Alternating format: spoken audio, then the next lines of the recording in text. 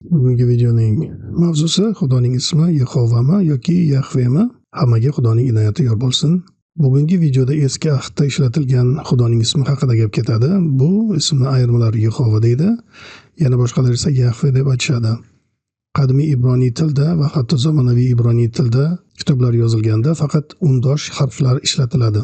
Masalan, shu qoida bo'yicha birinchi so'zni yozsam, u quyidagicha yoziladi. Birinchi yoki tushundim so'zi tushundim bo'ladi. Biz uchun bu juda g'alati bo'lib tuyulsa-da, oromiy ibroniy va arab tillarida deyarli hamma kitoblari faqat undoshli so'zlar bilan yoziladi. Lekin o'qishni yaxshi bilmaganlar yoki endi o'qishni o'rganayotgan bolalar uchun unli tovushlarni anglatadigan turli nuqta va virgul kabi belgilar yozilib, matnni o'qish osonlashtiriladi. Bularni hammasini nega qayd etib ketyapman deb o'ylashingiz mumkin. Gap shundaki, eski ahddagi Xudoning ismlaridan biri ham xuddi shunday undosh harflar bilan yozilgan. Buni quyidagi oyatda ko'rsak bo'ladi. Keling, avval shu oyatni 2020-yilda chiqarilgan o'zbekcha tarjimadan o'qiylik. Chiqish 6-bob 3-oyat. Ibrohimga, Ishoqqa va Yoqubga men qodir Xudo bo'lib o'zimni zohir qildim, ammo ularga men ularning egasi deb tanilmagan edim. Shu oyatdagi egasi degan so'zga keltirilgan izoh: ammo ularga men ularning egasi deb tanilmagan edim. Ibroniycha matndan so'zma-so'z tarjimasi ammo YHVH ya'ni Yahve deb talaffuz qilingan bo'lishi mumkin. Ismim bilan ularga tanilmagan edim. 3-bobning 17-oyatdagi izohiga qarang. Yahudiylarning tasavvuriga ko'ra odamning ismi uning xarakteri va xulq-atvorini ifodalaydi. Ibrohim, Ishoq va Yoqub Xudoning Yahve ismini bilgan bo'lsalar ham, Xudoning xarakteri va fazilatlari haqidagi ularning bilimi o'zlarining hayoti tajribasi bilan cheklangan edi. Xudo o'zini Ibrohim, Ishoq va Yoqubga zohir qilganday, endi o'zini Isroil xalqiga ham tanitmoqchi, lekin bu safar u o'z xalqiga xarakteri va fazilatlarining boshqa tomonlarini ayon qilmoqchi. Shu bobning 1-oyatiga qarang.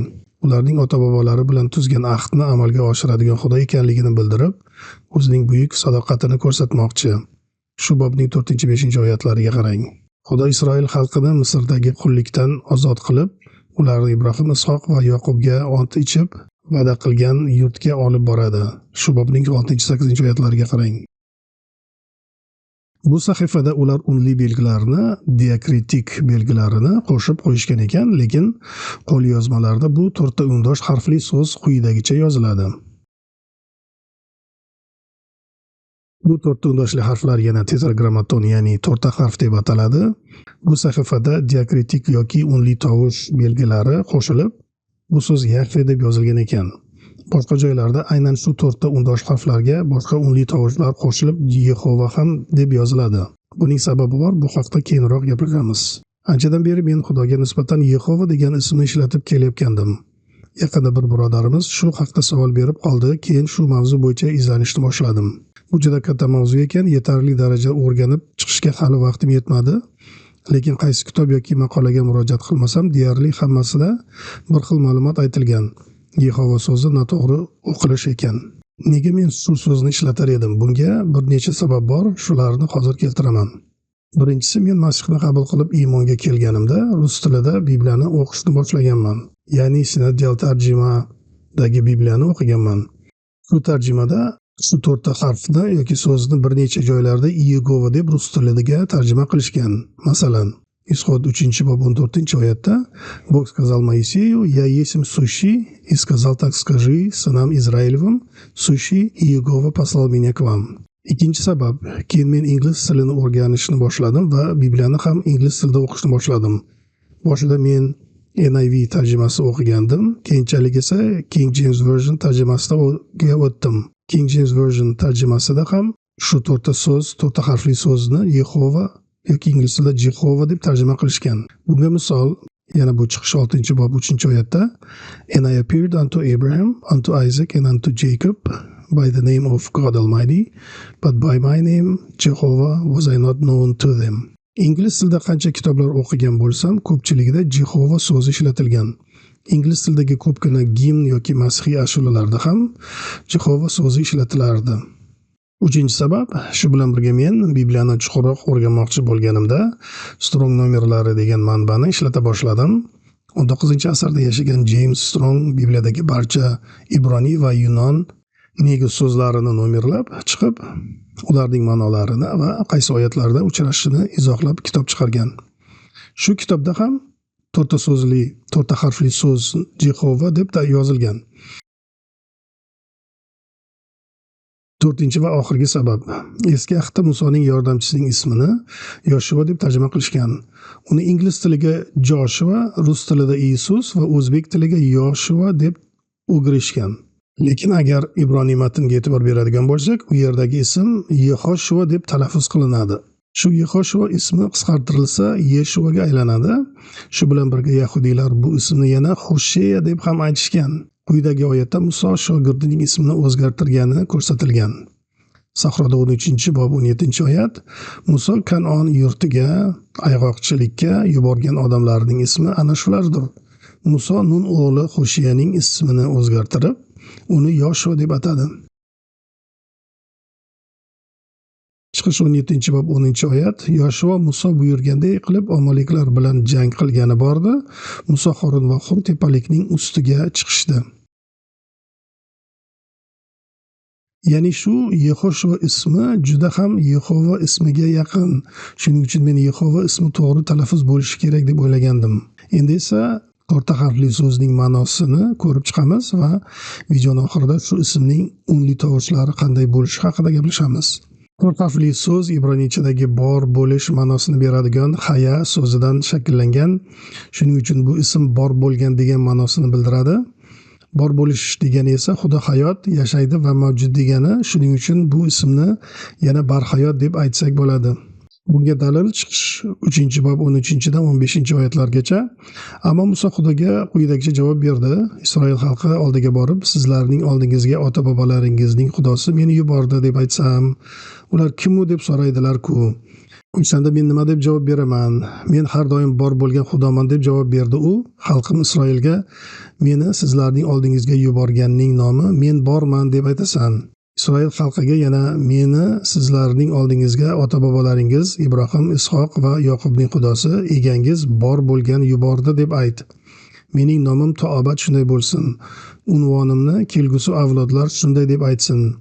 Mana shu qora bilan belgilanganlarimda o'sha yoki haya degan bor bo'ladi degan fe'l ishlatilgan yoki o'sha to'rtta harfli so'z ishlatilgan. Shu oyatlarda to'rtta harfli ismi ishlatilgan va uning ma'nosi nimaligi aytilgan. Shu to'rtta harf borman degani, bu esa Xudo bor degani, ya'ni u ilgari bor edi, hozir ham bor va kelajakda ham bor bo'ladi degani. Shu bilan birga yuqoridagi oyatda Xudo men nima bo'lgan bo'lsam shu bo'laman degan ma'noni ham ko'rsak bo'ladi. Ya'ni Muso va butun Isroil xalqining muammosiga javoban Xudo ular uchun kerakli nima bo'lsa shunday bo'lishi ta'kidlangan. Masalan, Isroil xalqiga Misr qulligidan qutqarilish kerak edimi? Demak, to'rt harfli shu Yehova Xudo yoki Yahve Xudo ularning najotkori bo'ladi. Ularga cho'lda ovqat kerak edimi? Yahve Xudo ular uchun ta'minlovchi bo'ladi. Ularga suv, boshpana, yashash uchun yer va yana nimalar kerak bo'lmasin, Yahve Xudo shu narsalarni beradigan Xudo bo'lardi. Men nima bo'lsam bo'laman. Shuning uchun bu Xudoning ismi juda ham muhim va vahiy orqali odamga beriladi. To'rt harfli ismning o'qilishi haqida boshida aytganimni yana qaytaray. Yehova degan talaffuz grammatik tomondan noto'g'ri ekan.